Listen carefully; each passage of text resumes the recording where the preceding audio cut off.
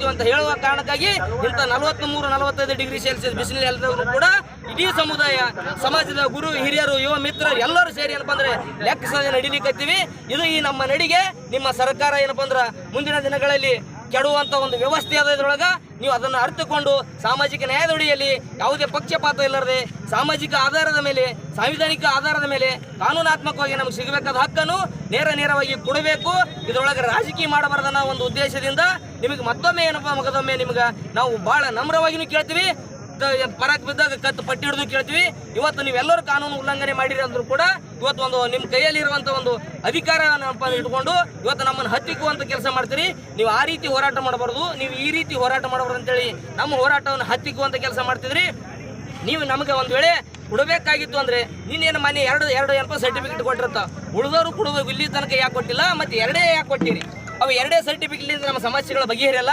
ಮುಂದೆ ಸಿಂಧುತ್ವದ ಸಮಸ್ಯೆ ಅದ, ವಿವಿಧ ಏನಪ್ಪ ಅಂದ್ರೆ ಬೇಡಿಕೆಗಳದಾವ.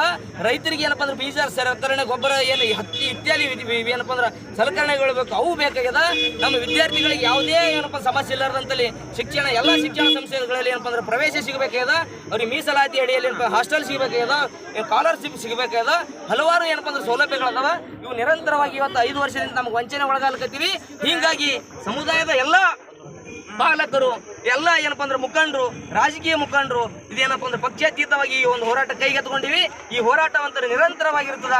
ನಮ್ಗೆ ನ್ಯಾಯ ಸಿಗತ್ತಾನ ಏನಪ್ಪ ಅಂದ್ರೆ ಈ ಹೋರಾಟ ನಿಲ್ಲಿಸಲ್ಲ ಅಂತ ಹೇಳ್ತಾ ಏನಪ್ಪ ಅಂದ್ರೆ ನನ್ನ ಹೆಸರು ಡಾಕ್ಟರ್ ಸರ್ದಾರಯ್ಯಪ್ಪ, ಕರ್ನಾಟಕ ರಾಜ್ಯ ತಳವಾರ ಸಮಾಜದ ರಾಜ್ಯಾಧ್ಯಕ್ಷ.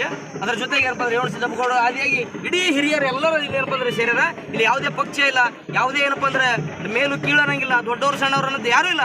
ನಾವು ಒಟ್ಟಾರೆ ಒಗ್ಗಟ್ಟಾಗಿ ಈ ಒಂದು ಹೋರಾಟ ಕೈಗೆತ್ಕೊಂಡ್ವಿ. ಈ ಹೋರಾಟ ಯಶಸ್ವಿ ಆಗ್ತದ. ಯಾರೇ ತಡೆದ್ರು ಕೂಡ ಇದನ್ನ ಹೋರಾಟ ನಿಲ್ಲಲ್ಲ ಅಂತೇಳಿ ಈಗ ಏನಪ್ಪ ಅಂದ್ರೆ ನಿಮ್ಮ ಮಾಧ್ಯಮ ಮುಖಾಂತರ ಇಡೀ ಸಮುದಾಯಕ್ಕೆ ಮತ್ತೊಮ್ಮೆ ನಾನು ಈ ಹೋರಾಟಕ್ಕೆ ಕೈ ಜೋಡಿಸಲು ಕೋರುತ್ತೇನೆ.